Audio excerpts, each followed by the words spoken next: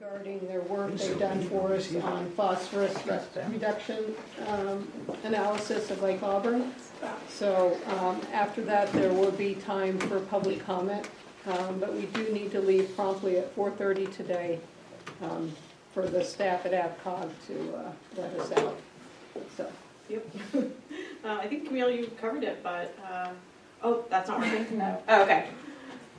Maybe the mouse. Maybe the mouse? All right, let's go. Yeah.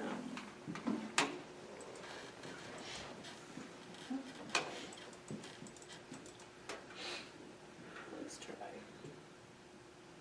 Is the keyboard turned off? Yeah. Yep. There's no light or anything there. So. Couple plugs here, I don't think they go to something. There's somebody who can help us. Hold on just a minute. Well, I'll Nobody say did very a test little run, bit. did they? I'm Ken Wagner, I know some of you, but not all. And Jen Jesperson is right there, she's my teammate in this. A lot of folks have worked on this watershed, as you probably well know, over quite a period of time. I've been involved since about 2010. I'm actually by original training a phycologist, which is somebody who studies algae. So I got brought in when they started having the bloom issues. I helped train folks here to look at algae, and they pretty much handle it now and do a good job of it. It's kind of come full circle to come back and look at what do we do. And again, the original impetus was, well, I also do a lot with phosphorus inactivation in lakes and in watersheds to minimize cyanobacteria blooms, just the practical aspect of what I do. The catch is, when asked, could we do something like that, the answer is yes, but first, no one's done this in Maine before. I've done it in Massachusetts, it's done a lot in Florida, it's not uncommon. But the very first question you will be asked is, well, have you done what you need to do in the watershed? And that is a legitimate first question. So I said, if we're going to even approach the state about doing phosphorus inactivation in the watershed, like the dosing station, as opposed to the in-lake treatment, which we've done once already as well, we're going to have to be able to answer that question. You know, can we get where we need to be with watershed management? And if we can't get there, what do we need to do in the watershed to move us in that direction? Because anything you do with phosphorus inactivation is a maintenance measure, whereas actually managing the watershed is a bit more permanent. Now, I don't want to make it sound like you do it once, walk away, and you're done forever, because things recur or new sites pop up. You get more development. Too many places I know that are getting less developed. So it's a challenge. You look at it? I brought my own. So what we've done is to look at the data that were available, which are extensive, and right up front I'll tell you, the staff here has done a phenomenal job. We used a model which is called Lake Loading Response Model. I actually created it in the 1980s. It's been in the public domain for a long time, and lots of people have adjusted it or adapted it or helped improve it. Some have misused it. But it's a pretty good model. But it's only as good as the data you use to build it. It's easy enough to get land use data and estimate what's coming in from there, but you really need data to calibrate that and verify that, yeah, our prediction is correct. Well, you have it. In fact, you have more of it than I've ever encountered in using the model. It's wonderful. It's a really, really good application. And if we're able to make this thing move on, I'll be able to show you what we did with it. It's been a great exercise to go through, but you know, an exercise is just that. You then have to make decisions of how to manage and what to do. So my intention here is to give you a run through of what we did, what the results come up to be in terms of what the current load is, what you might be able to do about it, where you would get if you did those things, and then give you some idea of the cost. I can tell you what I would do if I was dictator, but I'm not dictator. I'm not likely to get elected anytime soon. There would be executions. It's a matter of deciding how best to approach the whole thing, and then you guys really need to work on that end of it. So it's getting exciting here. Nothing crazy. So workers' comp just waiting to happen over here. Let's see. Any questions right off the bat from anybody? Do you understand kind of what we've done? Yes, sir. Now, you use inactivation throughout your report. How is that different than deactivation, or is it the same thing? Yeah, you could use it the same way. Yeah, what we're doing is binding up phosphorus and making it unavailable. So it's a chelation then? Yes. Okay. Yes, and you know, aluminum is what's typically used, but I don't refer to it as aluminum treatment because you could use lanthanum, it's another popular thing. You could even do it with calcium, although the pH isn't high enough here to make that stick. There's lots of other ways it could be done. Organic complexes, they've been done it with polymers a few times. Aluminum is far and away the most common way to do it. Aluminum chemistry is really complicated. I've only met one person in my life who would admit to being an aluminum chemist. It's very complicated. But it's a hydrolysis reaction. It does capture phosphorus and a lot of other stuff. Boy, we're getting everybody in. So are you trying to? the input right here. And it tends to be a permanent reaction, although if the pH was really far afield, it could come back out. The aging of compounds sometimes lets a little get out, but not very much. In my experience, it's pretty much a permanent loss of it. But again, it's only inactivating what it comes in contact with. So either there's a superficial layer of sediment, which is what we did in 2019, or water coming in. The efficiency of the treatment is higher when there's more phosphorus. There's lots of things aligned with aluminum. So think about it, it's got lots of sites available. If you have lots of phosphorus, a lot of phosphorus is going to get bound up. If you have a little bit of phosphorus, some phosphorus gets bound up and some other stuff gets bound up. So treating the sediment is kind of the biggest bang for the buck because there's lots and lots of phosphorus there, readily available. The aluminum will literally rip it off of the iron molecules, which is where it most often is sequestered if it's not an organic matter. And that's a pretty effective process, and it was, and I'll walk through that. If you're doing it in the water column, a low-dose treatment, which is partly what we did in 2019, although we also got, you get a much lower efficiency. I think I estimated you were getting 10 to 15% removal if the treatment that was done in 2019, it was like 2 milligrams per liter. I mean, in a water treatment plant, it would use 10 to 20 milligrams per liter to take stuff out. In a wastewater treatment plant, 1 to 5. So we were really at a low dose end, and you get something for it. But when it hits the sediment, boy, it just sucks stuff right up there. So the upper couple centimeters got inactivated, and it's really knocked your internal load down. In fact, the estimate from real data, not as it has real data of what's different now than was before the treatment, 115 kilograms. That's more than 10% of the total load of the lake. Not bad for a one-shot deal, but it doesn't last forever. You know, it gets replaced over time from the watershed. Also, stuff that wasn't inactivated can migrate up through it. Yeah, I was going to ask you that 2 or 3 centimeter layer of inactivated phosphorus, does that form any kind of barrier for the sediment and the phosphorus? Once the aluminum's reacted, it's not going to do anything more, so the other stuff can move up through It it. can migrate right through it. Which often we plan doses based on a 10 centimeter level. Okay. The best information we have, and it's sketchy, is the stuff migrates upward at maybe half a centimeter a year. So if you did 10 centimeters, you buy 20 years. A guy did a review in 2015, published it in 2016 of 114 treatments. 21 years was the average for stratified lakes. Yeah, it's in the right ballpark. But it's not indefinite. Now you have an interesting situation. You got a phosphorus-rich, really thin layer. Some places it's just a centimeter, and then you've got clay underneath it, which is gradually eroding and releasing phosphorus, but much slower than you'll get with anoxia, low oxygen, interacting with iron-bound phosphorus. So you may not need a whole 10 centimeters of an activation. And when you get out in the really deep area where you do often experience low oxygen, I'm sure there's release. It's such a small area that that's not really hurting you. You know, it stays down deep. It's really, if you think of Lake Auburn as kind of inverted witch's hat with a real deep, small area, it's when the low oxygen comes up and hits the brim and spreads out over a big area. That's when you have problems. And that's happened a couple times, but not often, and not recently. We good? All right. So, we'll walk through it with all that. I promise it won't be quite that technical most of the time. Okay. There are a bunch of estimates out there of what your load is. Somewhere between 1,000 and 1,100 kilograms per year. CBM, FB, tie and bond. Everybody's played around with it. I've done some before as well. Since the aluminum treatment, you're down to about 933, 934. I mean, don't worry about the decimal places. And that seems to be pretty legitimate. I've got a breakdown there. 186 kilograms is coming from the atmosphere. Unless you're going to put a dome over it, there's not much you can do about that. 258 or so from internal loading now, used to be more.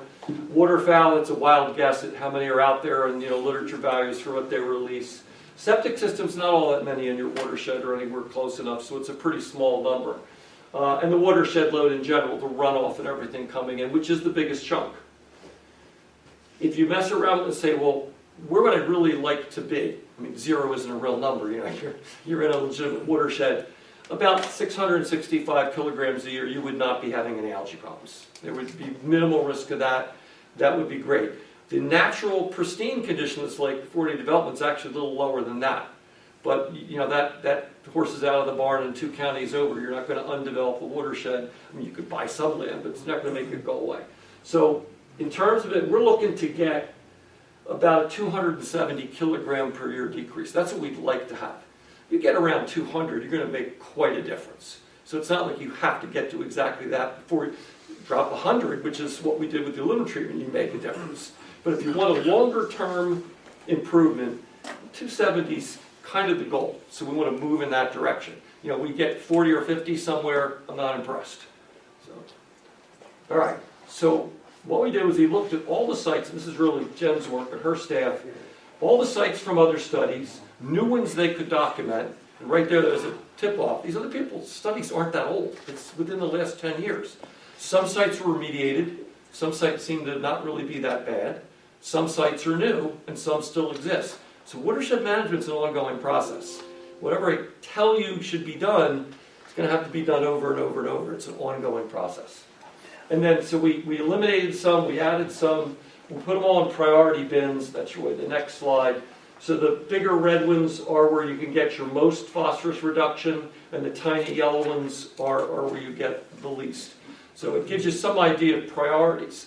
But the reality is when you go through all this, you're looking at, well, what can we actually do something with? So Jen took a couple different approaches. Figured, okay, 100% of the non-point source sites that we could identify in the field needing remediation would get done, one way or the other. And then 100% of agricultural sites in Auburn, because you at least have some regulatory hook there, and maybe 25 to 75% outside of Auburn. Now, you've got a magic to get a legislation in that gives you jurisdiction over all the agricultural land or watershed. Okay, this is wrong. But I've never heard of a place that could pull that off, so we'll see. And then 50 to 75% of the properties around Little Wilson Pond where we saw a lot of issues. So these are all the sorts of things that can be done. It's not an exhaustive list. There's private property we couldn't get on and look at. There's certainly other places you could deal with. But this is our universe of things that we thought we could handle. And then they looked at where the agricultural land was, how the non-point source locations broke down between 10 sub-watersheds, drainage basins going into the lake, and divided that all up. What you get in the end is a set of low-end and high-end reduction scenarios. The low end is what we think is reasonable, practical, achievable. The high end is a stretch. It could be done, it's been done in some places, but routinely, people don't get that kind of reduction. And when you get done with all that, you're looking at somewhere between 40 and 60. 40.2, 59.3, that's the range. Think back to that 270 kilograms per year we're looking for. Isn't going to give it to us. It's a step in the right direction. You do 5 times that much, now you're talking. I'm not sure how you do 5 times. I don't know where all those sites are. I don't know how you get access to them. I don't know how you get jurisdiction over them. But you need to do a lot to move very far. Any other thoughts, Jen? Got it covered pretty well? Okay, so that's the watershed side. And I don't want to downplay it at all, because if you think of it, the leaky boat analogy is what I like to use. If the lake is like that boat, if you have leaks, which is the phosphorus coming in from the watershed, you need to patch them. However, if the boat's already full of water, patching the leaks isn't going to help you. You have to do something about the water in the boat. You've got to bail it out, turn on the bilge pump, whatever. That's what the phosphorus and activation treatments do. The phosphorus and activation treatment can only take care of the leaks or the watershed if you do something like a dosing station where you're treating it upstream. clearly philosophically second best. You'd much rather deal with the source, remediate the problem. But it is an interim step that we use. I use it in one urban lake, been doing it for 15 years, because then 22% of the watersheds in the town, the other 78%, we have no control over. And we push for things and we try to educate, but we're not going to stop people in this highly urbanized area from fertilizing their lawns and irrigating, and stuff's going to land on impervious surface and wash off in the storm drains, and they'll have a lot of detention. So we have to deal with it, and we actually do dose the two main tributaries come into the lake from a little before Memorial Day to around 4th of July, and that sets up good conditions for the summer. That's worked pretty well for 15 years. But it's pretty disappointing when you look at all the stuff in the watershed that could get done that isn't getting done. So that's the dichotomy you have to look at. All right, so if we move past the watershed, say, well, what else could I do? Well, the in-lake treatment, there's just the map out of what we did in 2019. You got about 115 kilogram reduction from that. Pretty good, but it's not 270. But it was a nice chunk. And again, you probably got more than that initially, a little less later on, but I'm using 4 years of real data, several different ways to get to that estimate, and I'm pretty comfortable that it's right. That should give you at least 8 years of improvement. You're 5 years into it now. You see some diminishment, but again, you should get at least 8 of distinct improvement. After that, it may tail off quickly. A lot depends on the weather. Weather hasn't been real cooperative lately. And you could repeat it with similar effect. That was a $713,000 treatment from the applicator, and additional money for monitoring, permitting, and all. About $800,000 was spent. Aluminum costs have gone up since. A bunch of market things, including COVID and the Ukraine. Amazingly enough, those all relate. And you would have to be spending over $1 million for that treatment now. So we're not talking small change, but you could do it. The other thing that really jumps out, and CDM was all over this, I'm just echoing what they said, is the basin upstream has ceased to be an effective detention basin. If you look at that, is that, yeah, okay, that doesn't really, it shows up over there, but not on here. You know, that was all water at some point, I think, and this is filled in a lot. Even this is not really open water. You can see emergent vegetation all over. I was told maybe 6 foot deep at the most. I mean, this is a filled-in lake. Okay, under Maine, it's also now a wetland with habitat value and everything else. So it's a touchy situation. But if I'm looking at this in terms of phosphorus control, I want this dredged. I want its detention capacity restored. And in fact, if you did that without doing anything else, you could get 70 kilograms per year bound up in that pond. That's more than we can get out of the watershed for a whole lot more money. Well, that's not actually true. It's pretty expensive here too, but a lot of money. We need a lot of data to evaluate the feasibility. We don't have it. No one's even done any probing, so we don't know how much sediment there is. We don't know the quality of the sediment. Talking about dredging is outrageously premature at this point. I have no idea what the potential is to get through the regulatory system. There's a lot to consider. But in terms of just what do I need to do to control phosphorus in this watershed, that's way up on my priority list. Yes, sir. Have you looked at detention, increasing the detention and storage versus dredging? I'm sure I'm not understanding the question. Well, increasing the impoundment, creating a dam. The length of time it stays in there, more stuff will settle out. I mean, that's why it's full now. Right. It's been the detention basin for I don't know how many hundreds of years. Right, but increasing that versus trying to dredge it. Was that a consideration? Oh, well, you'd have to flood more stuff if you right, mean raise exactly. it. Dam. I mean, yeah, you could do it that way too, although, again, that has even more environmental restrictions that I'm not sure how you pull up. But it's true, there's not a lot of homes sitting around it. Yeah, it's not out of the question. Yeah. My sense is the reality is you're probably not ever going to touch that top area. You might do something in there, but this is really the target. You know, that's a nice chunk of area and volume you could regain and get stuff to settle out. But again, when you see the costs, and everybody else kind of have a fit, it's not cheap. So this is one thing though that could be done. It's straightforward, not easy, but it makes a huge difference. And always managing watersheds, we're looking for detention, someplace, or retention. You know, detention is just it holds the water for a longer period of time. Retention is what you're looking for phosphorus and other particulates. There's another aspect of this though. One of the reasons you have issues with low oxygen in the lake is that's organic matter decaying. Some of that is produced in the lake, but quite a bit of it comes from the watershed. Not just this drainage area, but this is 53% of your watershed passing through here. Detention basins in general, things built for housing developments or agricultural areas or whatever else, give you 5 to 10 years of service. They accumulate enough stuff that then they start becoming a source of phosphorus. At best, they're net zero. So this thing right now, from the data, not projections, the data is giving you more phosphorus than comes into it. Really, the data at the inlet is a lower number than the data at the outlet. Now, it's not by a huge amount, but clearly I'd be expecting it to be cut in half. Not even close. And your data are sufficient to say, hey, this is real. So you're not getting much benefit at all out of this holding phosphorus. It means it's also not holding the organic matter. That's going in the lake. That's creating the oxygen demand, and that's what's fueling the internal loading there. So it isn't just about phosphorus. You think about nitrogen too, you think about organic matter, a lot of other things figure into it. Having better detention in the watershed is a good idea. Little Wilson Pond gives you some, Mud Pond gives you some. This is giving us next to nothing right now. And that's a problem. So Ken, Yeah, Holly.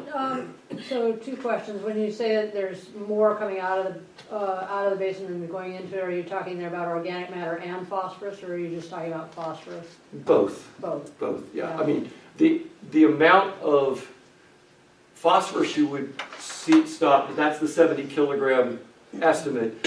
How much organic matter is going to be a function of the detention features, how much resuspension there is, the magnitude of storms. There's a lot more to it. But there's another catch. We get to phosphorus inactivation.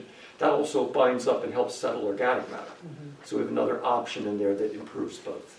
So my other question is that this was not actually originally a lake. If you look at the maps. I know they put a dam on it. Yeah. Right, so this was actually a stream, and so I wondered if that changed your sense of whether this actually ever has been a detention.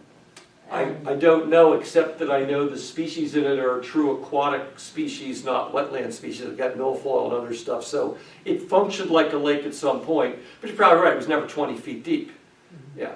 And all I'm saying is that this offers tremendous potential to be a phosphorus control device, and it's not being used. Whether it ever was or not, yeah, that's an open question. All right. And then the last item is actually phosphorus inactivation. This is the one I just mentioned I've been doing for 15 years. It's handling 2 tributaries, so there's 2 tanks. One tributary is much larger than the other, that's why the tanks aren't the same size. It's got a simple, green metal box, which was actually used to hold equipment at a playground in town. They moved it over, and we set up these pumps in it. It's all automated. Water hits a precipitation station. It automatically comes on. It runs for 4 hours at a predetermined rate for the pumps and puts that stuff into the inlets where it mixes and inactivates the phosphorus. I can control it all on my cell phone. I can tell it to run longer. I can tell it to run faster. I can tell it not to run at all. It's amazing what you can do. And it's, 100,000-ish. I mean, we think projected 120,000 per here, but a lot depends on the size of the tanks and how far you're going from wherever the power is to where you're putting it in. But right now, you could put something like this at the outlet of the basin and inactivate what's getting to the lake. The catch is, if you did that, you're still letting the stuff reach the lake, you're just inactivating it before it gets there. So we still have the organic matter getting out. We'll have phosphorus reaching the lake, but it should not be in available form, and I don't think it will become available. But the efficiency isn't going to be perfect. If, on the other hand, go back to the basin, and this whole area here was deepened up, and now you injected it up here or something, maybe even had a little mixing system with it, now you're treating it and you're settling it out in the basin, and it's never even getting to the lake. And that coagulation factor of aluminum, you guys don't run a treatment plant, but those of you who've been around it, that's very commonly used for that purpose, would drop out the organic matter as well. So you'd get a whole lot less solids, period, organic or otherwise, and a whole lot less phosphorus. In the one I run at Wellesley, the data are just so obvious. I mean, what they were at before versus what they're at now, just boom, just drops right off. And then we'll have a bad year where there's again, we only treat till 4th of July. They'll have a rainy summer like we just had. Didn't do much for them because it all just blew right through there again. You guys have a 4-year detention time. You're not going to run into that problem. But it's doable. It's workable. But nobody's done this in Maine. Nobody's gotten a permit to do it. And again, I keep emphasizing it's second choice after managing the watershed. But as an interim measure, because you're not going to manage the watershed overnight. That's a decade-long process. You could improve your conditions right away with something like this. Back to the one you're supposed to be seeing.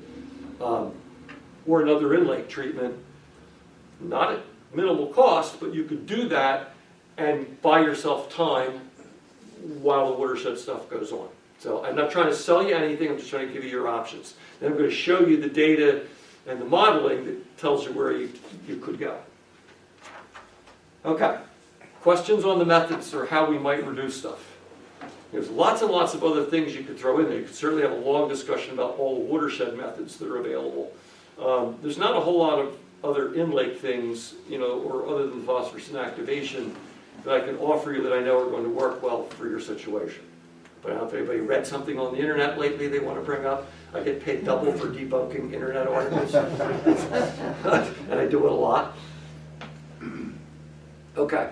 So let me, Ken, just one point of clarification. So you don't is your estimate for what kind of drop in phosphorus load there would be? I mean, it sounds to me like you think that it's actually more effective if it's on the upstream side of the basin, and it's actually most effective if the basin is dredged. Yes. And that and I guess the question is it not worth the money to do it without dredging the basin? Because I don't know that it's not worth the money. You won't get as big a bang for the buck. But and I'm going to show you the costs. Mm-hmm. It wouldn't.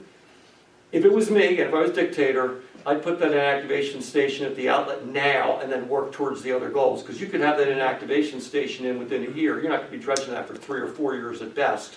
And you're not going to have the watershed under control for a decade. So it's immediate relief and improvement. Is it worth the money? Not my job to make that decision. But I'll show you how we get there. Okay, you probably can't read this for most of where you are, although this does exist in the report if you received that, and I will certainly leave the presentation, but anybody's welcome to go back through it.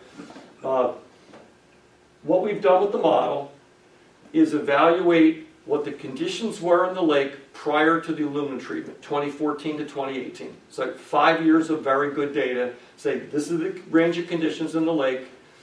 We're now going to construct the model based on all the tributaries. There's 10 different basins. Some of them have a couple tributaries in them. Some like Spring Road have 5 or 6, but most of them are a main, runway of stuff going into the lake, Townsend Brook, the basin, and so on. What we're looking for in that is to accurately assess the quantity of phosphorus getting into the lake. The vast number of applications of this model wind up sort of, it's a pretty reasonable number. I got 3 or 4 values. It's in the ballpark. You have 50 to 100 values for each of these tributaries. That's fantastic. You can get a real distribution. You can really see what you've got. And it shows us pretty clearly that how close are we. Well, I got within 10% on all of these without having to finagle or do anything crazy with the model. In fact, most of it worked the first time through. Then maybe adjust an export coefficient here or an attenuation value there. All the model's really doing is saying if I have, a piece of agricultural land, pasture or row crop, if I have low, medium, or high density housing, if I have a roadway, whatever it is, that is known from the literature to contribute X amount of phosphorus per year. Well, a range. Start with the average. Do we know something more about it for Maine? Well, we do. In fact, the range for forest is anywhere from about 0.05 up to 0.1 kilograms per hectare per year, knowing about the units. In Maine, it's pretty much on the low end. So rather than using the minimum of like 0.1 or 0.15, we used 0.08 or something like that. Whatever it is most appropriate for Maine. In this case, I bumped it up a hair. You have a fair amount of forestry going on, which does lead to more inputs. I think I wound up with 0.1, but it was well below the mean and the median, but above the lower level.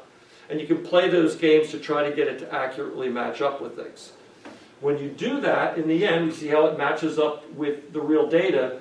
It's suggesting that your phosphorus level before the treatment was about 10.9 micrograms per liter. The real data, 10.7 to 11.2. Pretty darn close. In fact, I've never been closer than that. And it suggests the probability of chlorophyll, which is the algal pigment, greater than 4 micrograms per liter, is 27%. Real data, 25%. Probability of getting higher than 6, 7.7. Real data, 8%. Probability of being greater than 8, which is a definite red flag in Maine and something that doesn't happen often here, but it does. 2.3%. Real data, 2%. And it doesn't get much better than that. But again, this is all calibrated to try to make it match. It's not real yet. So then you got to turn around and say, well, let's take another set of data and compare it. So what we did was look at the 2020 to 23 post-illumina. I didn't use 2019 because the treatment occurred twice over the course of the summer and the fall. That's not a good year to use. So we skipped 2019. Now I've got 4 years of data to look at afterwards.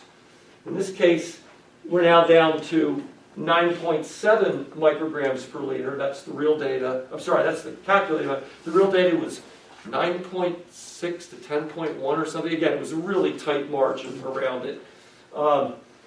Probability of the lower chlorophyll was 17.6. The real data was 15. Probability of greater than 6 was 4.1. It was 4. Probability of greater than 8 was 1. It was like 0.8 or 0.9. Again, these are right on the money, and these aren't calibrated, contrived or anything. It's just run the model as it is, with now having taken out the internal load, which we're able to calculate from real data, so it's not predicted or estimated, it's real data, and that's what you get. So at this point, I'm believing the model.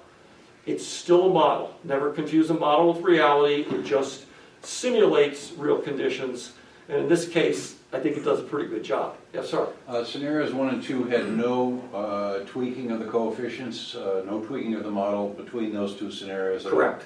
Wow, okay. Yeah, you just use it again with another set of data and Yep. say, does it accurately predict it? And the answer is, yeah, it did. Okay, so you got two comparison points now. Yeah, so you have what you call the calibration step and the verification step. That's the right way to use a model. Lots and lots of people have a calibration step, then they just choose to believe it. Not the right way to do it. If you don't have data, okay, you're sort of stuck and you can play what-if games, but you got to put a lot of asterisks or quotes around it. I'm pretty darn comfortable with this. I mean, I'm willing to publish a paper on this. I think it's that good. So now we looked and said, okay, now that you have this set up and the model you think is believable, you can play what-if games. Suppose this entire watershed gets set back hundreds of years in time and is now all forested again where we've developed it. What do you get? Well, the answer is about, that's the next one over, 3. 4.6 micrograms per liter of phosphorus and no chlorophyll over 4 micrograms per liter. Well, I know from a lot of other work that about the best you ever see in Maine is around 5 micrograms per liter, the most pristine systems. Right ballpark. But we're not going there. You're never going to get back to that. It's not realistic. So the question becomes, what could you do? And that's where we looked at, okay, what's the maximum feasible phosphorus reduction in this watershed? I mean, Jen can tell you through experience, you get a 30% reduction. I mean, that's what we're looking for overall. Nobody gets that out of a watershed, unless you've got a major smoking gun, a huge dairy farm, a wastewater treatment plant discharge, a couple mega housing developments with no controls. But you just can't get that far. 20% is pretty darn good. So, okay, suppose we get 20% across the board. And suppose we knocked the internal load down by 75% on a regular basis. And suppose this, suppose that. Everything that could possibly be done, not out of the realm of possibility, but stretching the realm of credulity in terms of actually being able to pull this off unless you become dictator. That would give us 6.8 micrograms per liter, a 2.5% probability of being over 4, 0.3% over 6, and never over 8. That's pretty darn good. I think you'd be very, very happy if you were at that level. But again, that's the best we're ever going to do. So that's, okay, what can we really do? Well, we just walked through the watershed stuff that could be done, the in-lake treatment, and the dosing station. So now we use each one of those in it, and you wind up again, you're at 9.7 now. If we deal with the non-point source sites at the lower level, we get down to 9.4. If we do it at the higher level, we get to 9.2. If we do a treatment of the lake, we get to 8.5. We dredge the basin, we get to 9.1. We do aluminum dosing, we get to 8.7. All reductions, but none of them are going to make you jump up and down and say, wow, let's do this tomorrow. It's good, it's not amazing. So the message there is you need multiple things. You need to be doing multiple things out here to make a difference. And that's what the whole bottom line, it's every possible permutation of, okay, suppose I dredged and did the dosing station. Suppose I did the dosing station and other in-lake treatment. Suppose I did any combination of those plus the low-level watershed work or the higher-level watershed work. What do I get? Well, you can see it all in here, and the numbers are fine, but particularly at the distance you're sitting, you'll be better off with graphics. That's where we were before the treatment. This is where we are after the treatment. The horizontal yellowy orange line is the minimum achievable at 6.8. The green line is pre-settlement. You're never going to get there. This tells you where we're at. Well, if I did aluminum dosing and dredging and a second lake treatment, you get down to a little above 7. If I did that and the 2 levels of watershed management, we get down to almost 7. We don't get below 7, but we get close. Be pretty darn happy with 7 versus 6.8 and within the range of error. But it means you're doing everything. Something that's any part of those other ones is still up here. It's an improvement. I'm not saying it's not worth doing. It's just not going to get you where you really would like to be. Move you in the right direction, so it's never wrong. So then you have to step back and say, okay, in lake management is a 3-legged stool. Science, economics, and sociopolitics. Sociopolitics is everything from local interest groups who want one thing and it might be different than what another one wants, permitting at the state level, all that other stuff that goes into it, and that's usually the weak leg. Science, that's what I'm talking about here. I can tell you this stuff, explain it. It's not rocket science, literally. It's understandable to just about anybody if it's explained well. Economics is the easiest. I can tell you what it costs. You can tell me if you can afford it. It's the socio-political part that's the unknown, is usually the weakest link. Well, I've given you the science, I need to give you the economics. One more of the graphics. This is just the same thing with the chlorophyll. Realize that although they are generally proportional, the reaction of the algae to the amount of phosphorus is not necessarily exactly linear. So you see again, in terms of your probability of being higher than 4 micrograms per liter, drops off precipitously with the aluminum dosing, dredging, and a second lake treatment, and also stays really low when you have the watershed work. You don't really get down there with anything else. I mean, some of these are below 10%. That's not bad. You're at 17% now, you used to be at 27%. So it's an improvement. Everything's probabilities here. It's not yes and no. It's a gradient. And so where you are on that gradient, every move in the right direction is a good move. In the report, I gave you a distribution, which is probably the better way to look at it. All I'm doing with this stuff is letting one number represent a distribution, which is never completely above board. The distribution I showed was what you had for the 2014 through 2018 data versus the 2020 to 23 data. You could see how it all got pushed to the left to the lower numbers. You even had some numbers that were lower than we ever saw before. They both have a tail of somewhat higher numbers, some of which may not be true. They may be lab error or something. Some are because of storms or whatever else. But the point is the distribution slides in the right direction. You come up with an average to represent that, or a median, or any percentile you want to use. That's all good, but you do have to think about that distribution. All right, this one you've got, you can read this from a distance, I'm afraid. This is kind of like a major summary table. I'm giving you, for each of the actions we discussed, a range or a number for reduction in phosphorus, my estimated duration of benefits, the capital cost to do it, and an operational cost. Well, most of these don't have operational costs. You do a watershed management action, pretty much you're done. It may not last indefinitely. You may find a new one the next day, but that actual activity is meant to cover it with minimal maintenance. The only one that really carries it is the dosing station. You're going to build it, and then you're going to have to operate it, just like a treatment plant or anything else. So you have an ongoing operational cost. So what I did was, for the watershed stuff, I assumed 10 years apiece. You might do better. Shouldn't do worse if it's done right. But again, if an area that's eroded is because people trample it all the time, are we going to make them not trample it anymore? It's a little tricky. Eventually you're going to have some maintenance, or they're not going to go there because you told them they can't. They're going to find a new site. So you're always going to be doing it. So this will renew periodically, but at least for starters, 10 years for each of those things. 50 years for dredging the basin. I went through some gyrations in the report. I have seen urban lakes refill in 20 to 30 years. Most of the time when you're dredging, you're assuming you're getting 50 years of benefit. I've seen ones last, well, I've heard of ones lasting long. I haven't been at it for that long. 50 years is an okay number. I mean, could it be 40? Could it be 60? Sure. You got to take these with an ounce of that grain of salt. The inactivation of the lake, I gave 10 to 20 years. The water column part, I said, will start to diminish after 8 years. or significantly diminished every years, but the inactivation bottom sediment should give you at least 10 years and probably more closer to 20. Maybe not 20 here because we didn't go for a deeper level of inactivation, but then again, you don't have that thick sediment with a lot of phosphorus in places. So I don't truly know on that, so I made it a range of 10 to 20, and the inactivation dosing is just 1 year. You're doing it every year over and over again. But to get a total cost, I said, well, let's go 10 years with it. So it's $100,000 to operate every year, so there's $1 million plus $120,000 to build it. So that's where the final numbers come from. Now the thing to look at least from an efficiency standpoint, is what does it cost you per unit of phosphorus mass removed? And that's how a lot of comparisons get done. What we get for the watershed stuff is actually the agricultural stuff's the most efficient because you get a bigger bang for the buck. That's about $630 to $650 per kilogram removed. That's pretty darn good. Three-digit numbers are very good. There's no such thing as a two-digit number in phosphorus control. The other watershed things are all 1900 and up, 2000, whatever. That's pretty typical. In fact, that's kind of the low end. I've seen values go up to $10,000 per kilogram in watershed management, but most of your sites are small, confined, and know exactly what they have to do with them. It's not complicated. So these are reasonable numbers. And I didn't make them up. They're just dividing the duration of benefits into the cost. But then I'm comparing them to literature and what I know is like, is this a reasonable number or not? And it is.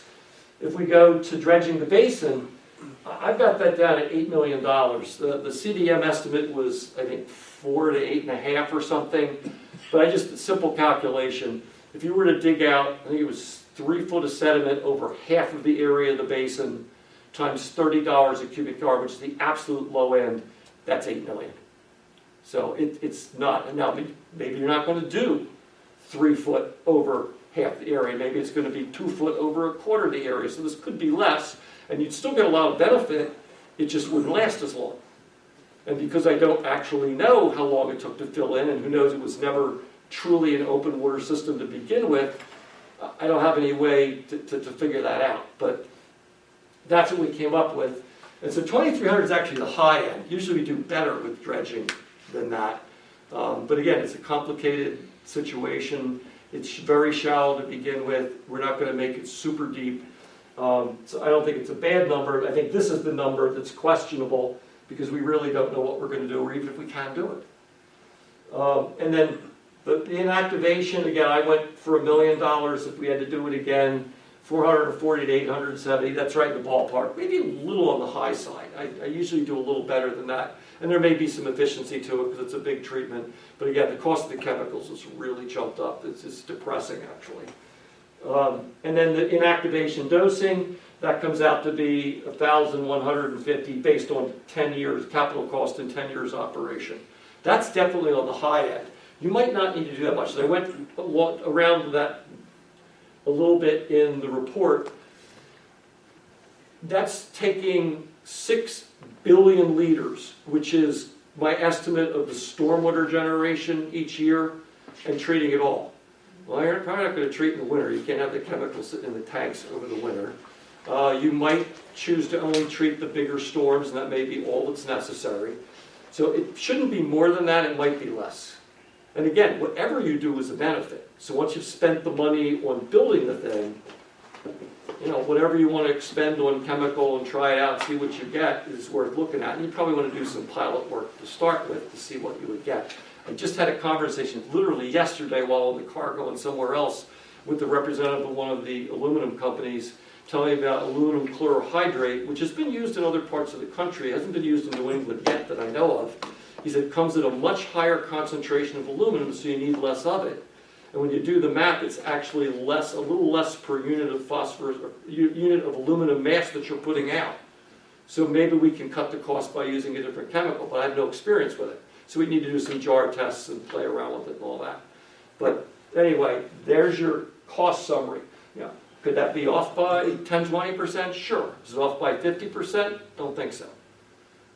So this gives you some idea where you're at. It's a couple of bake sales for sure. It's not easy stuff. All right, time frame for management. I mentioned this up front when we were waiting for the slideshow to get put together. you could have a phosphorus inactivation system in or a second inlet treatment in a year. I mean, you get the permits, you can get it done. It's not super expensive, it's not cheap. I mean, it's a doable thing if you have the funds available. You could dredge the basin 3 to 4 years. I've never seen a dredging project get permitted in under a year. 2 years is more typical, somewhere in between. There's just a lot of hoops to jump through. We have absolutely no information that lets us even evaluate feasibility right now other than a wish list. So you've got work to do. CDM estimated that about $80,000. That's about right to get the information you need. So 3 to 4 years is probably the best you're going to do to get that done, if you can get it done. And the watershed management could start any time at all, and should. I mean, it's ongoing now. You are doing things. But it could be stepped up, it could be moved ahead if you can afford it, if you can get what you need in terms of approvals.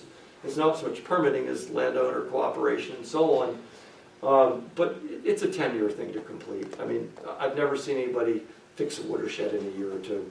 Best one I ever had was a water supply in Rhode Island that had problems with a dairy farm.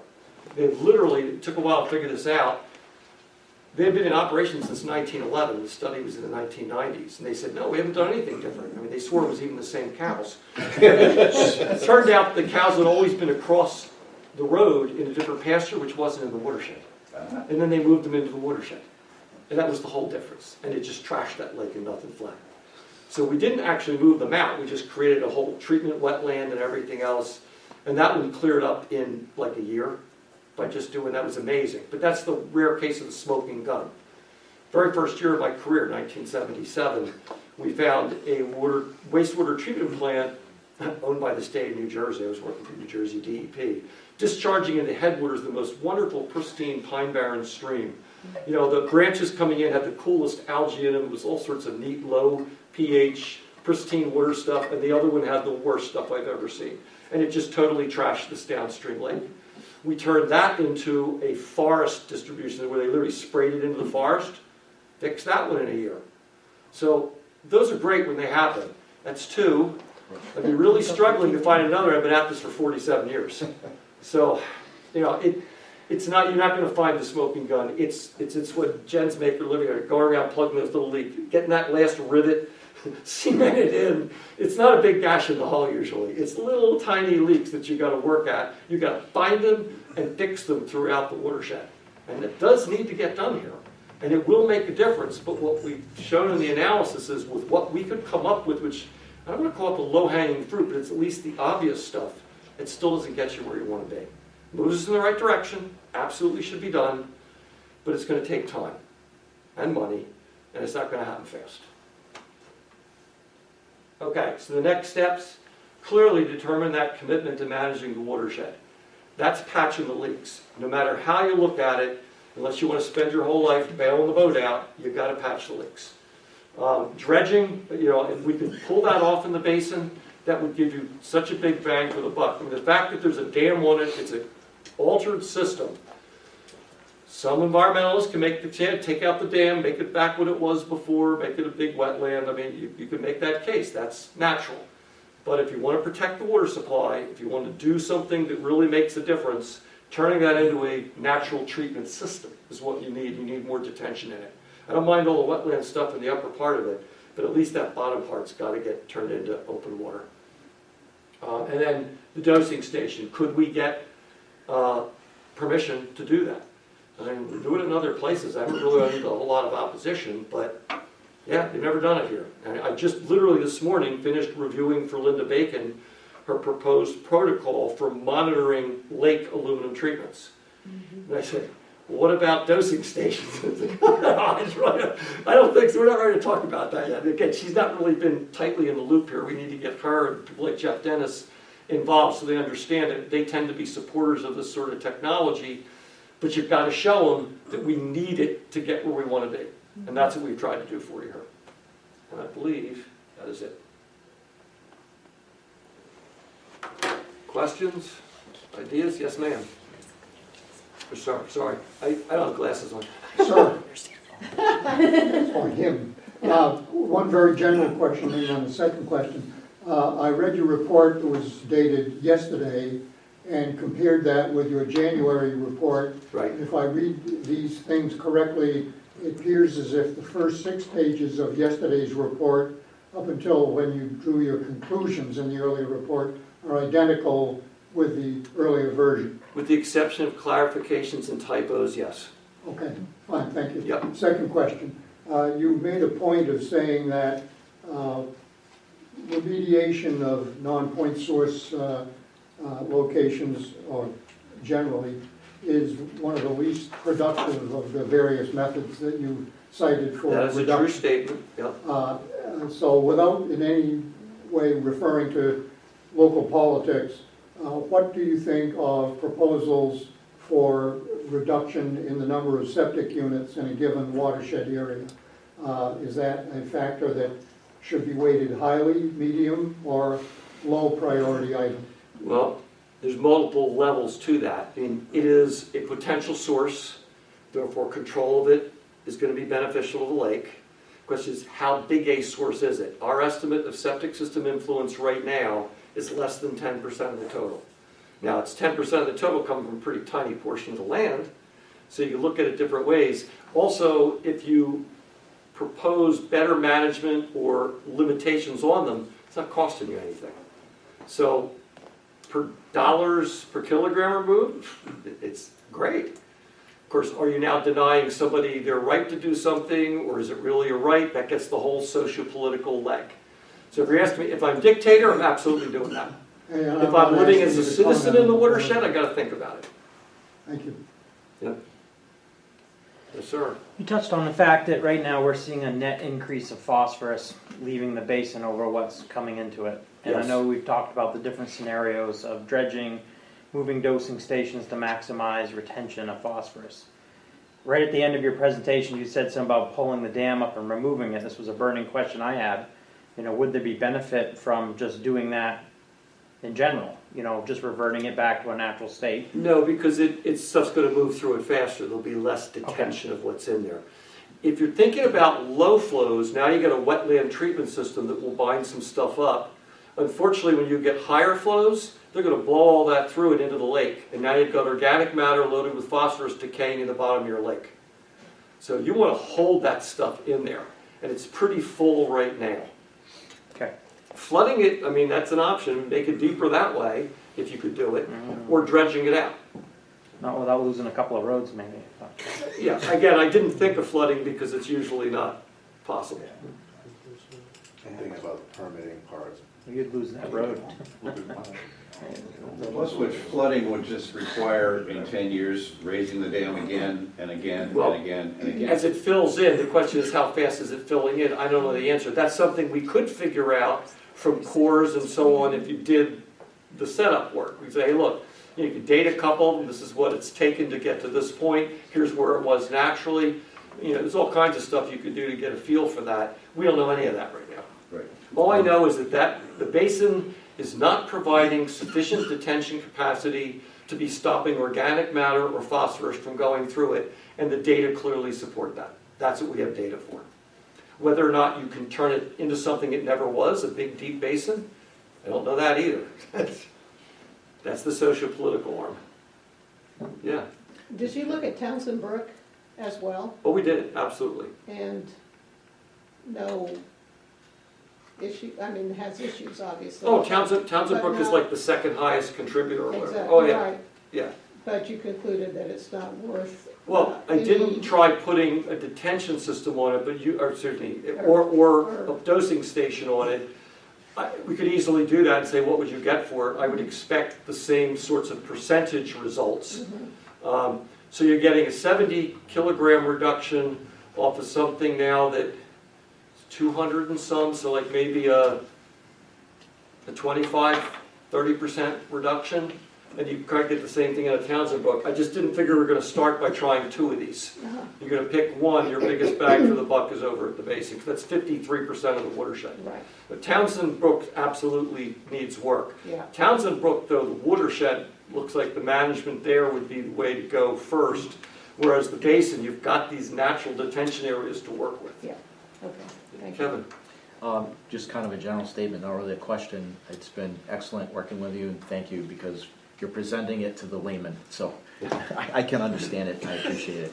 I think we've been talking for probably, just for the rest of the people, 24 years ago when I started in the water utility, it was discussed of possibly dredging that basin. So it's not a new concept, but I think the level of expertise and the research that you've done in evaluating it is really key. And I personally, I think that's something of interest because it's been talked about for a long time. So I think maybe learning more about what is it, right? What quantity, quality, depth, that is something that probably would have some merit to at least deal with that as a possibility.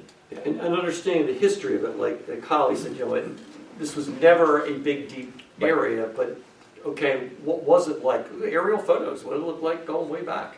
And what could we make it? What would the state allow us? I mean, right away, somebody's going to come out of the woodwork. Oh, there's these wonderful birds that live there, and you're not going to take their habitat. It never ends, and it's real. You got to deal with it. My sense is that for the sake of this lake, getting at least that bottom part of the basin turned into an open water thing is good all around. That's going to give you diversity of habitat. It's going to be better in a lot of ways environmentally, and it's going to help protect the lake.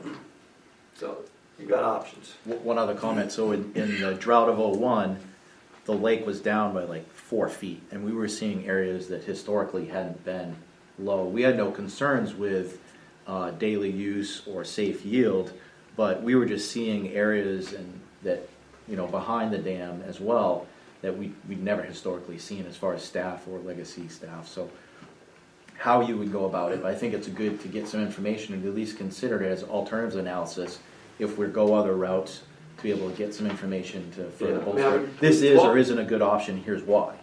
Talk to the state folks, the DEP, about what they would need to see to make this possible. I know that you're going to need quantity and quality. They may say, well, we also want to know this, and we'd also, resource inventories. So we know what you really have to do. Most of the money would be spent on chemical analysis of sediments to show what you could do with this stuff when you took it out. If you're lucky, it's got so little contamination, it can go onto a farm field somewhere and your costs are minimal. In a different watershed. but it on the lawn of town hall. No, if you have to dispose of it at a facility that can accept it, the costs just skyrocket. It gets crazy. Again, my estimate of $8 million is to do 3 foot deep over half of the whole area with no serious restrictions. I'm thinking you can probably get away with a few $1 million, but you sure don't want to see us escalating to 15 million. It's just out of the question. Again, that's assuming no metals, no heavy metals. Metals and hydrocarbons are the two big things that do you in. It's rarely pesticides, it's always a possibility. Rarely synthetic organic compounds. You got to do a lot of assessments for dredging. Relatively few dredgings in the end because, again, the average lake in Massachusetts exceeds at least one metal standard and one hydrocarbon. So the standards are pretty stringent. You can still take it out and get rid of it. Sometimes you have to put it somewhere and bury it under 2 or 3 feet of fill. But if it's got to literally go to a designated facility that can handle hazardous waste, you've got $50 a cubic yard just for the disposal cost. And you've already spent $30 to $50 to get it out, so you're looking at $100 a yard. We took Morse's Pond, which is in Wellesley. That's the one that has the inactivation station. They dredged a part of the upper basin.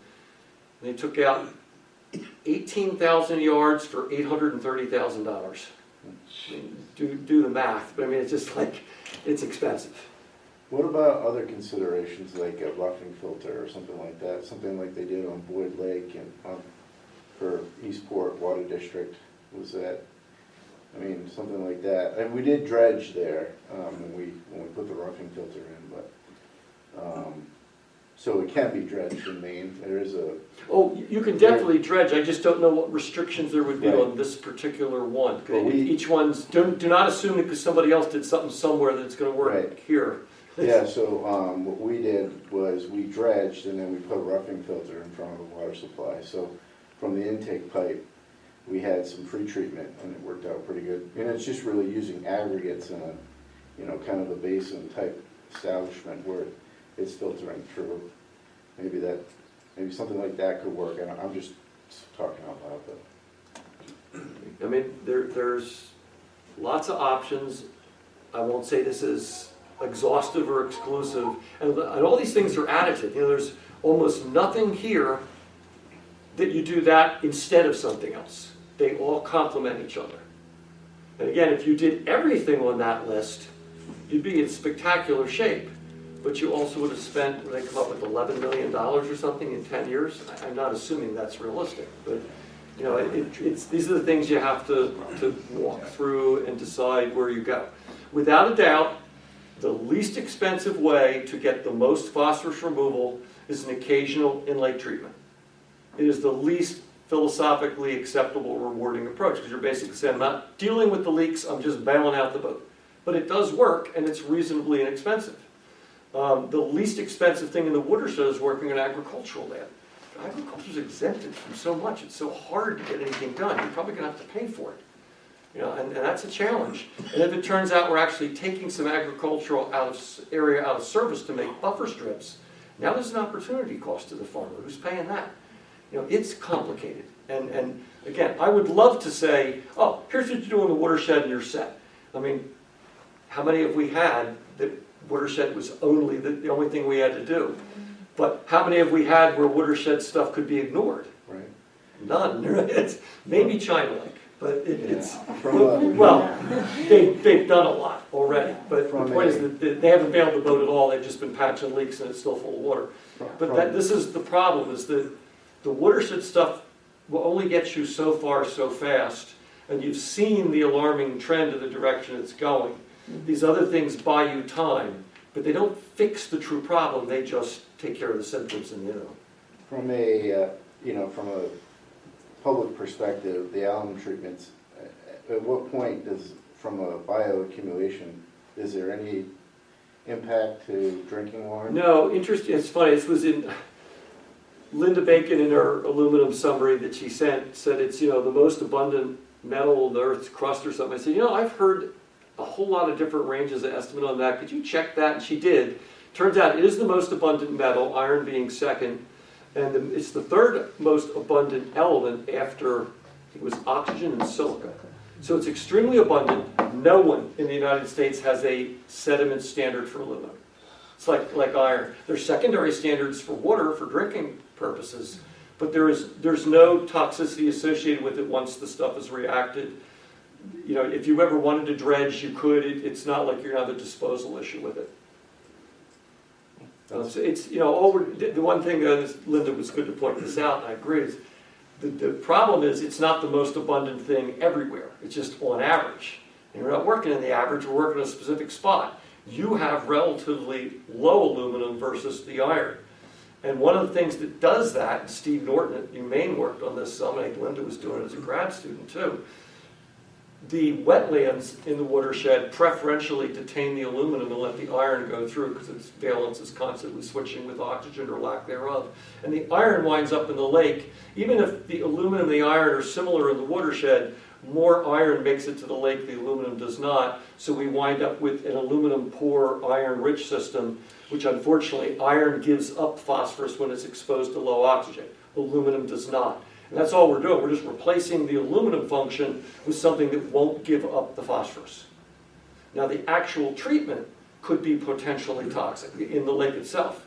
We actually stopped the one that was done in the lake and let the aluminum levels decline over a couple of months and then resume. There was never a toxicity issue, but it is something you have to think about. It was approaching the secondary drinking water standard, and nobody wanted to deal with that. For a dosing station, we're never putting it in at a high enough concentration for it to be an issue. Never had a problem, never even heard of a problem anywhere. In a dosing station, you're doing 1, maybe 2 milligrams per liter. It's less than what was done in the lake. And it's going into higher flows with more turbid water. It hasn't been an issue at all. Toxicity will undoubtedly be a discussion point, but it's not the killer in this. The real issue is you're dealing with the symptom instead of the problem at its source.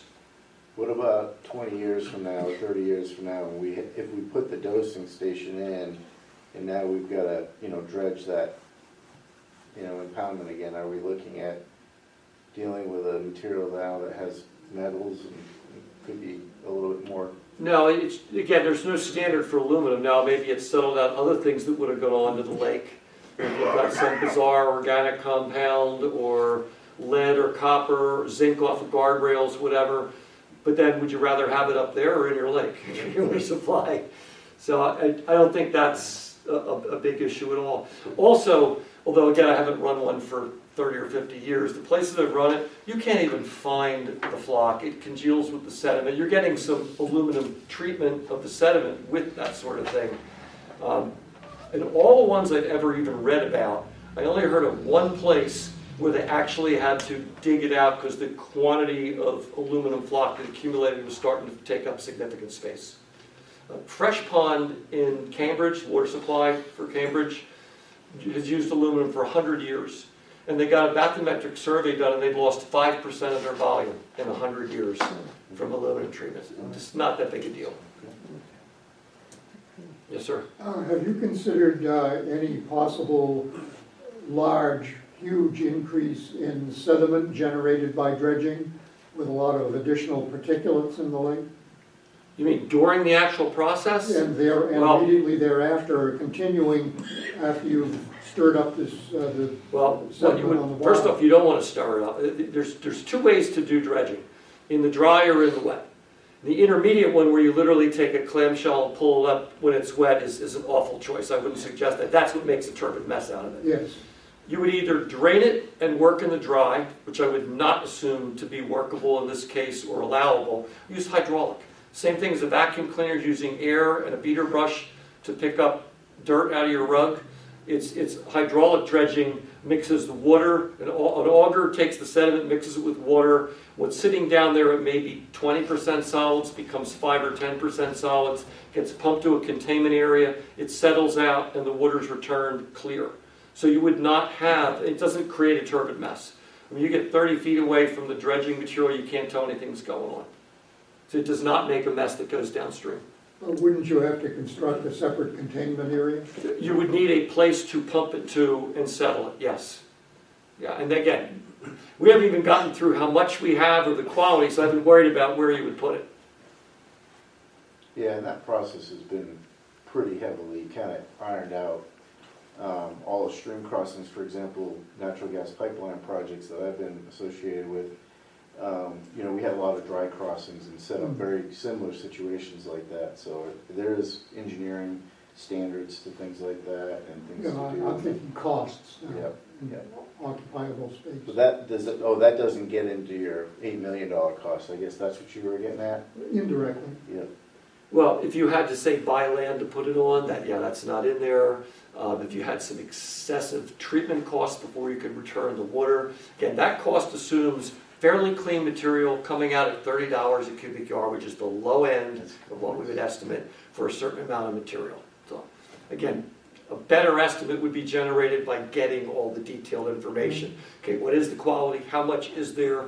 What area will we dredge? Where would it go? That's how you really generate an estimate. But if I just put question marks in there saying, we're paying you for what? So to give you a number. And the reality is CDM came up with a range that included that number, so it's pretty close. I just think they estimated low on part of it. So.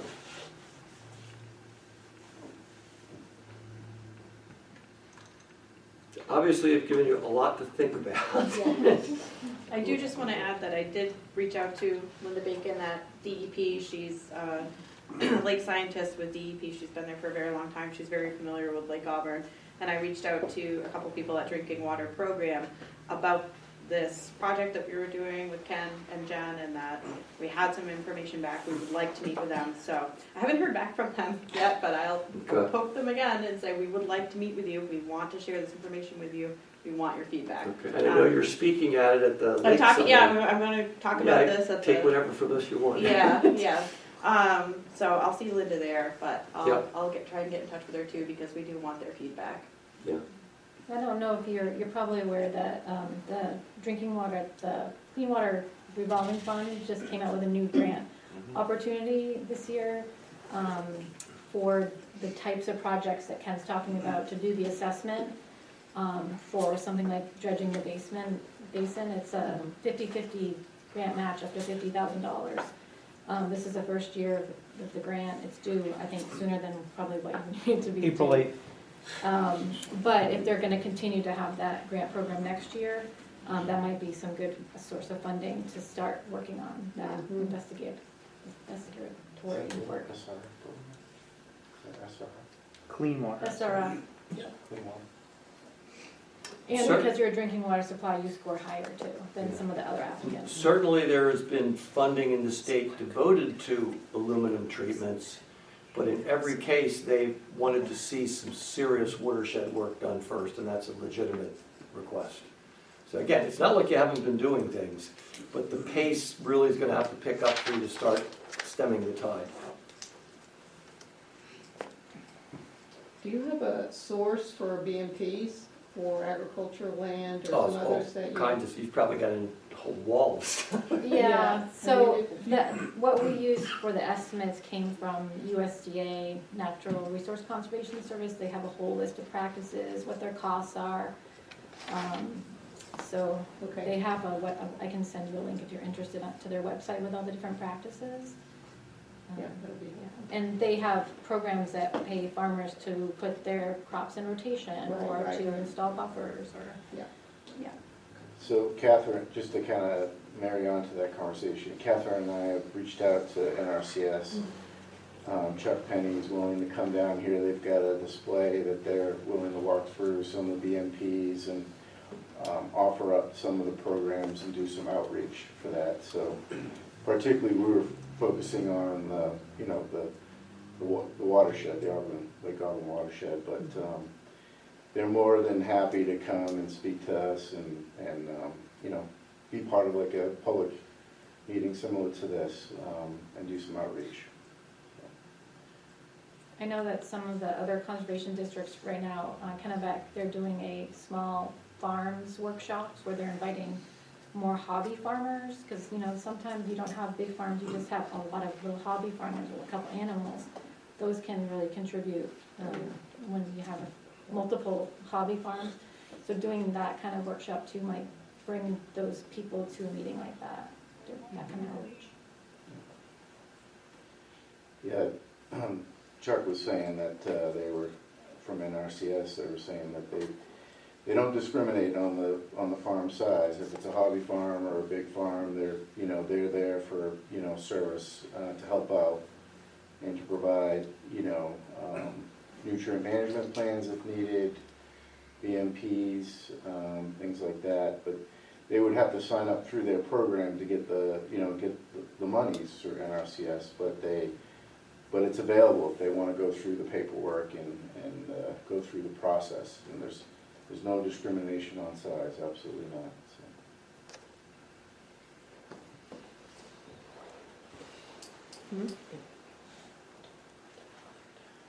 Yeah. I don't know what else you want us to do. As I see it, we've met what we were asked to do, but you do still have money in the budget. Don't need to spend it, but if you want something else done or think that maybe having us involved with meetings with the state or something, you do have a budget left. And I will tell you the reason you have money left is because of the great job the staff did collecting data. I didn't go into this assuming that Jen would be able to find all the sites so easily, or that the water quality data would be so well organized and documented that it would be a snap to put together, and it was. So you saved yourselves a huge amount of money in that regard by being on top of things. I appreciate that. But for those of you that are in management, your staff did a great job. Appreciate it. I know they work hard to do it. Yeah. No, every time I had a question, Erica had the answer for me the next day. She didn't know right away. So this was a real pleasure to work with you on it. I'm very pleased. Again, I'm not a big fan of modeling, but if you want to play what-if games, you have to have that sort of thing for projection. And it only works if you've got lots of data to build it on, and you had it, and that was great. Wet weather sampling is not easy. It's not Monday through Friday. No, I know. 7 to 4. Yeah, and there's ways I try to improve on that, but the reality is what you had was more than good enough, and having that number of data points makes it so much easier to say, look, this is a pretty darn good estimate. Excellent. Thank you. So Two questions related to that. Ken, do you have, is the model available or your parameterization of it available? Is that something that? Oh, no, you can have exactly what we worked from. It's a spreadsheet model. It's really very simple. It's not a black box. In fact, the reason I developed it was teaching Springfield College a class in watershed management. And I wanted them to play with, okay, if I did this, what would I get? And be able to change a number and see what it did. And we were trying to solve the problems of an urban lake. And it was kind of funny because these are mostly seniors and they didn't want to take finals. So the final project was getting the lake to a certain condition, and money was no object. You do whatever you wanted to do. And then we would appoint people to be the accountants, and an acre of land was worth $50,000. This was 20-some years ago. A detention basin cost this much. So whatever they put in, we would tally them up. And the winning repair, the winning one, the best one we ever had in 10 years of doing this was a little under $100 million. It's a 200-acre lake. That was the cheapest. We also had a booby prize for the most money spent. Some of those were insane. Gazillion dollars. But it's not easy. And I didn't let them use inactivation. They had to do it in the watershed. So then we would show them, well, if I was to inactivate it, what could I have done this for? Like, geez, why wouldn't you do that? Because you're just bailing out the boat. You're not patching the leaks. But yeah, you're welcome. I mean, there's literally a run for every one of those scenarios. But the basic one that's post-aluminum treatment then has all the graphic comparisons and everything. I'm happy to send you that, yeah. And there's a whole manual on how to use it that we wrote. You have that too. We also have all of the, the calculations for the costs and the priorities and the phosphorus reductions for all of the 60 erosion control sites that we. Yeah, some of it's in the appendix, but yeah, there's even so more. Just being able to look at that and prioritize which basins, which sites would be top priority to get started on that. This was not an arm-waving exercise. This was real data, looking at stuff, trying to make legitimate projections. So yeah, but I mean, you guys are welcome to anything I have. Yeah, so this belongs to you guys, not me.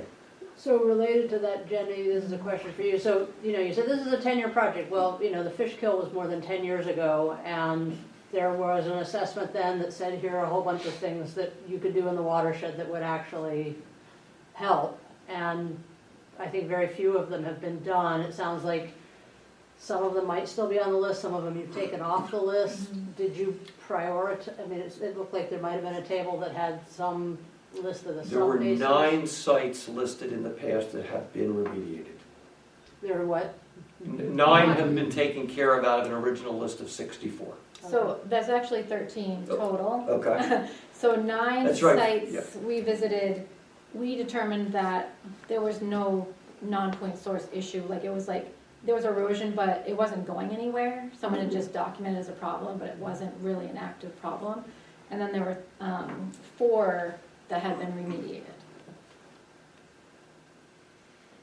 And then there were 60. So there were added 6. 9. So there were 64, and Yes. 4 out of that 64 have been taken care of in 12 Correct. years. Yeah, and then we found 9 more that hadn't been documented. So we're still It's kind kind of of trade. at 4 out of That 64. is, I mean, the point is well taken, is it needs to be stepped up to make a difference here. You have to have a concerted watershed program, Mhm. Seven Lakes Alliance. They have multiple watersheds, they have multiple youth conservation corps doing work, they have probably 4 319 grants going at the same time, 2-year They employ a projects. summer crew that actually goes around dealing with camp Paid roads and staff, other multiple spots. paid staff that are going meeting with landowners, contractors. I mean, it's a lot of work, it's a lot of money, but you can develop that program. I mean, you've had those programs in the past. It's just a lot of work to keep them going.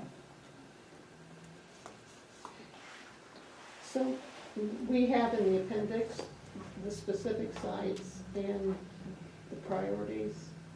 In our memo, we I didn't see it generally today, did some prioritization for you, but not specifically like site specific. It was more like you had the most number of sites in these 3 basins. Right. And then we created a map. Eric had requested that map we showed you with where the sites with the highest amount of phosphorus reduction capacity. So though, looking at the cost and the phosphorus reduction, Right. those might be, the way to prioritize. But it also might be okay, we have 16 sites in the Spring Road Basin, let's just like focus on Spring Road and get all those done. Yep. You know, so. Yeah, that's what we had, that's one of the conversations we need to have that we had talked about in one of our meetings is which way do you tackle it? Because you have options. Yes. And so that's one of the things we need to figure out, and maybe we can talk at our next meeting too. Yeah, go for the low-hanging fruit first, you Yeah, know, yeah. like sites are on, you know, roadways that are managed by the town, or, you know, that don't necessarily involve a lot of private property owners to start with. Yeah. While you're educating the other people who are doing the outreach on the other sites. Like Little Wilson, lots of opportunity for buffer projects, and especially some of the lake access areas. We actually talked to landowners when we're out there, and they're open to doing stuff. They're a So, great group. yeah. Yeah, they are. They have their own Little Wilson Pond Improvement Association. Yeah. Yeah, and they're open to working with us. Yeah. And the other thing is to be opportunistic. Something may not have a high priority, but it's a longer road that's scheduled to be repaved next year. You know, Right. okay, jump on it, you know, get the things done in association with it. Yeah, like Lakeshore Drive, tons of sites. Yeah. Tons. Yeah. You know, you're gonna need engineering to kind of figure out what all needs to be done there. And again, it's not a one-time process. I mean, we felt like it was 9 new sites, I guess, you know. Next year, Yeah. half dozen more. Again, if you stop the people from using one area or whatever it is that caused the problem, maybe they're gonna go somewhere else. It's an ongoing process, and it's not easy. And somebody has to sit down and do the economic math. Okay, is it better to do this or that? Do we actually buy some land? I was telling Erica, a friend of mine who's now retired from the South Central Connecticut Regional Water Authority, that's the New Haven area. He actually did a study deciding how much money should be put into treatment versus how much money should be put into buying strategic pieces in the watershed. And it came out pretty close. You know, so they said, well, you know, the treatment's going to have an ongoing operational cost. Buying up this land protects it forever. Let's do it. You know, so that's the kind of thing you have to think about. So you're not going to undevelop the watershed, but you could certainly slow it down by occupying pieces of ground. You've done it around the lake for the most part. Now you just have to move up in the watershed. And I realize it gets harder when it's not within your jurisdiction.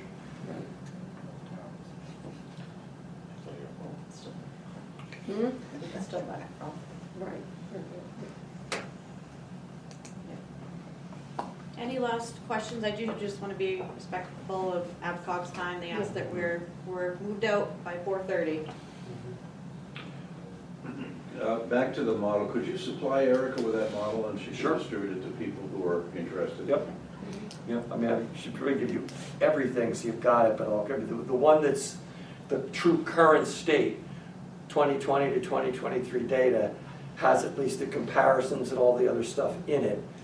To get to there, you start with the basic model and then you tweak this, you tweak that. And most of them then have the numbers in there. You're like, here's the actual data for this tributary and here's what we actually come up with. So I won't claim it's the most user-friendly thing because I didn't build it for that purpose. But you can figure it out. There's actually a manual for its use that I wrote years ago. It's fine. Great, thank you. And yeah, it's pretty simple. It's not, I mean, anything gets complicated over time, but it's not some black boxes thing with all sorts of differential equations in it or anything of the sort.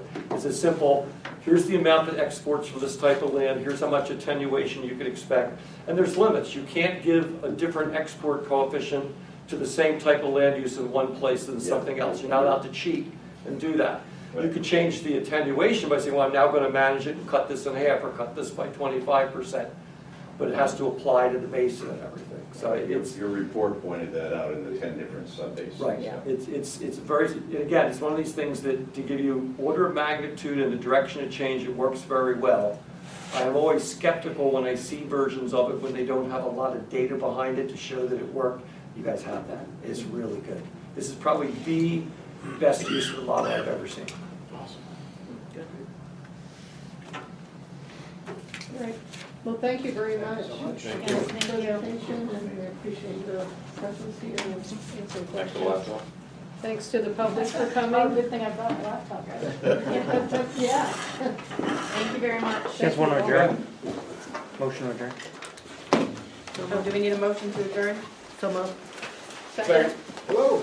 You wound up with the